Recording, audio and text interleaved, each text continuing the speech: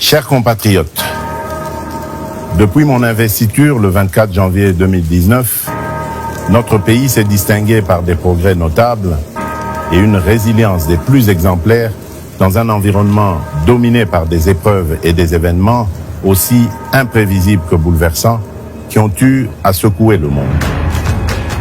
Notre pays, la République démocratique du Congo, n'en a pas été épargné.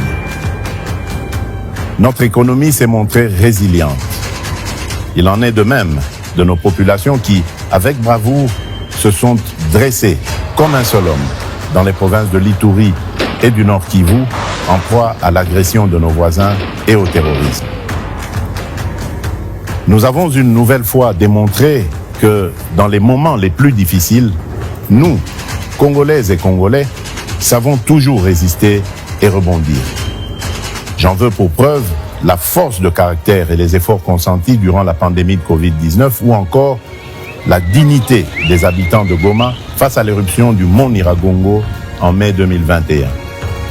Chers compatriotes, pendant les 5 années durant lesquelles vous m'aviez confié la direction de notre cher et beau pays, j'ai initié plusieurs réformes, toutes axées sur le renforcement de l'autorité de l'État en vue de garantir un cadre propice pour l'avènement du progrès et l'accroissement du bien-être de nos populations.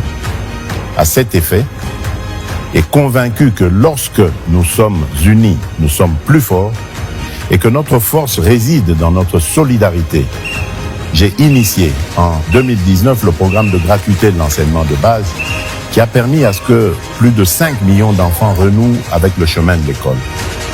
À ce programme s'est ajoutée la mise en œuvre cette année du programme de la couverture santé universelle à travers le lancement du projet de gratuité des soins aux femmes enceintes, des accouchements et des soins de santé aux nouveau-nés. Qu'est-ce qui a donc pu motiver ces initiatives? Pas une simple posture politicienne, mais plutôt la réelle volonté de voir émerger un Congo fort et prospère et à la souveraineté affirmée. Un Congo dans lequel l'autorité de l'État est consolidée, la solidarité renforcée et nos villes connectées pour le meilleur. Ma motivation est également celle puisée dans la conviction qu'il n'existe aucun principe constitutionnel qui dispose des disparités rencontrées dans notre existence collective.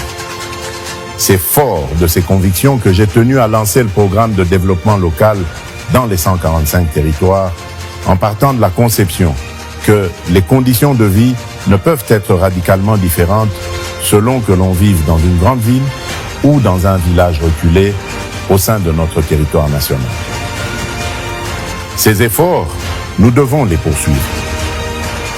Au moment où je sollicite ce deuxième mandat, mon ambition est d'aller jusqu'au bout de ce que nous avons si bien commencé pour réhabiliter le citoyen congolais dans la plénitude de sa dignité et dans sa fierté d'appartenir à notre chère et belle nation. Je sais que ce sentiment dépend de sa garantie de trouver un emploi décent, lui permettant de couvrir les besoins de sa famille. Il dépend aussi de la garantie d'avoir accès aux services publics de base et de jouir de la protection de l'État. C'est pourquoi j'ai décidé d'aligner le deuxième mandat par la confiance que vous me renouvellerez sur 6 engagements majeurs, à savoir, premièrement, l'engagement de créer plus d'emplois au moyen d'une approche volontariste avec des solutions tirées de notre vécu quotidien en accélérant la promotion de l'entrepreneuriat.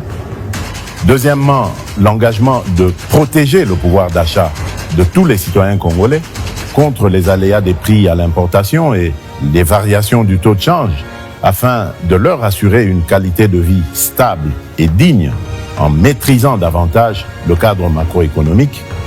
Troisièmement, l'engagement d'assurer avec plus d'efficacité la sécurité pour tous au moyen d'une restructuration profonde de l'appareil de sécurité et de défense, ainsi que la sauvegarde de nos intérêts par le renforcement de l'Académie diplomatique congolaise.